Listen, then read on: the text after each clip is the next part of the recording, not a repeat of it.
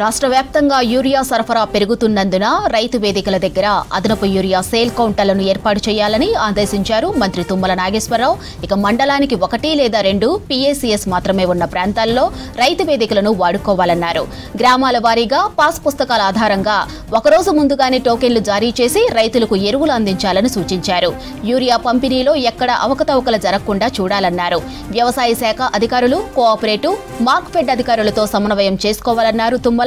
ఇక police, vigilance విభాగాలతో పర్యవేక్షణ చేస్తూ ఎరువుల బ్లాక్ మార్కెటింగ్ను అరికడతామని చెప్పారు. ఢిల్లీలో కేంద్ర మంత్రులను కలిసి రాష్ట్రంలో యూరియా కొరతను వివరించామన్నారు మంత్రి తుమ్మల. వచ్చే 20 రోజుల్లో 2 లక్షల మెట్రిక్ టన్నులు సరఫరా చేయాలని గట్టిగా కోరామని చెప్పారు. తన వినతికి కేంద్రం వెంటనే స్పందించి రాష్ట్రానికి అవసరమైన యూరియా కేటాయించేందుకు అంగీకరించిందన్నారు. RFCL మూతపట్టంతో కేంద్రం దేశీయ తయారీ యూనిట్ల నుండి కూడా అదనంగా 30,000 టన్నుల యూరియాను కేటాయించిందని చెప్పారు. ఇక RFCLలో వెంటనే ఉత్పత్తి ప్రారంభించడానికి చర్యలు తీసుకోవాలని కేంద్ర మంత్రులను కోరామన్నారు తుమ్మల. ఈ నెలలో కేవలం 4 రోజుల్లోనే రాష్ట్రానికి 28,000 టన్నుల యూరియా సరఫరా అయిందన్నారు తుమ్మల.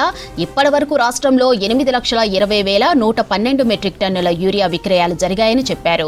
గత సంవత్సరం ఇదే సమయానికి 7,75,157 మెట్రిక్ టన్నుల అమ్మకాలు మాత్రమే జరిగాయన్నారు. ఇక రైతులు అవసరం మేరకే యూరియా కొనుగోలు చేయాలని, ఒకేసారి పెద్ద మొత్తంలో నిల్వ చేసుకోవద్దన్నారు మంత్రి తుమ్మల. యూరియా సరఫరా వేగవంతం చేయాలని కేంద్రాన్ని వరుసగా విజ్ఞప్తి చేస్తున్నామని చెప్పారు. రాష్ట్రంలో ఎరువుల కొరత లేకుండా ప్రభుత్వం అన్ని చర్యలు చేపడుతోందన్నారు. రాష్ట్ర వ్యాప్తంగా యూరియా సరఫరా పెరుగుతున్నందున రైతు వేదికల దగ్గర అదనపు యూరియా సేల్ కౌంటర్లను ఏర్పాటు చేయాలని ఆదేశించారు మంత్రి తుమ్మల నాగేశ్వరరావు. మండలానికి 1 లేదా 2 PACS మాత్రమే ఉన్న ప్రాంతాలలో రైతు వేదికలను వాడుకోవాలన్నారు. గ్రామాల వారీగా పాస్ పుస్తకాల ఆధారంగా ఒకరోజు ముందుగానే టోకెన్లు జారీ చేసి రైతులకు ఎరువులు అందించాలని సూచించారు. యూరియా పంపిణీలో ఎక్కడ అవకతవకలు జరగకుండా చూడాలన్నారు. వ్యవసాయ శాఖ అధికారులు, కోఆపరేటివ్, మార్క్ఫెడ్ అధికారులతో సమన్వయం చేసుకోవాలన్నారు తుమ్మల. ఇక పోలీస్, విజిలెన్స్ విభాగాలతో పర్యవేక్షణ చేస్తూ ఎరువుల బ్లాక్ మార్కెటింగ్ను అరికడుతున్నామని చెప్పారు. ఢిల్లీలో కేంద్ర మంత్రులను కలిసి రాష్ట్రంలో యూరియా కొరతను వివరించామన్నారు మంత్రి తుమ్మల. వచ్చే 20 రోజుల్లో 2 లక్షల మెట్రిక్ టన్నులు సరఫరా చేయాలని గట్టిగా కోరామని చెప్పారు. తన వినతికి కేంద్రం వెంటనే స్పందించి రాష్ట్రానికి అవసరమైన యూరియా కేటాయించేందుకు అంగీకరించిందన్నారు.